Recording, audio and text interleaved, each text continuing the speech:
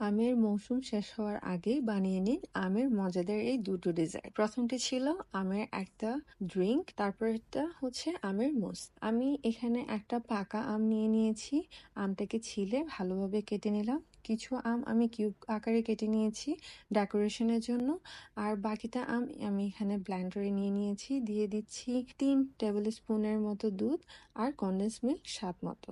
তারপর আমি এখানে একটা পাত্রে কিছু সাগুকে সিদ্ধ করে নিয়ে নিচ্ছি। সাগুটা সিদ্ধ হয়ে গেলে আমি পানি ঝরিয়ে ঠান্ডা পানি দিয়ে ধুয়ে কিছুক্ষণের জন্য ফ্রিজে রেখে দিলাম, যেন এটা ঠান্ডা ঠান্ডা পরিবেশন করা যায়।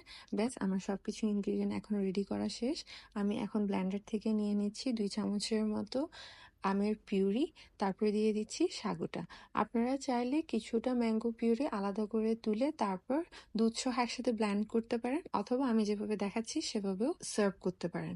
এরপর আমি উপর থেকে আবার কিছুটা আমের পিউরি দিয়ে দিচ্ছি।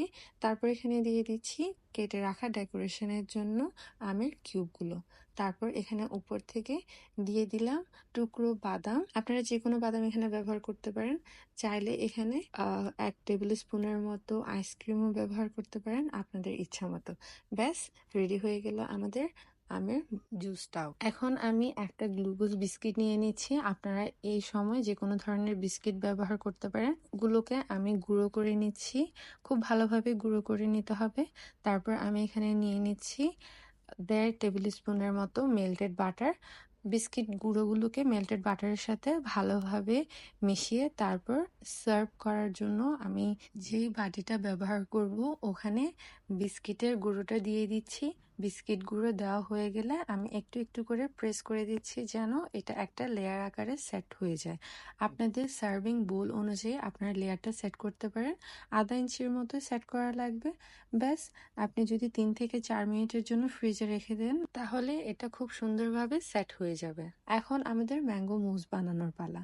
আমার কাছে আগের যেগুলো ম্যাঙ্গো পিউরি ছিল ওটার সাথে আমি এখানে দিয়ে দিচ্ছি ছানা বলতে পারেন। তারপর এখানে দিয়ে দিচ্ছি 1 চামচের মতো গুঁড়ো দুধ আর 1 চামচের মতো কনডেন্স মিল্ক। চিনিটা অবশ্যই আপনার স্বাদ মতো। তারপর আমি এগুলোকে ভালো মতো ব্লেন্ডারে ব্লেন্ড করে ফেলবো।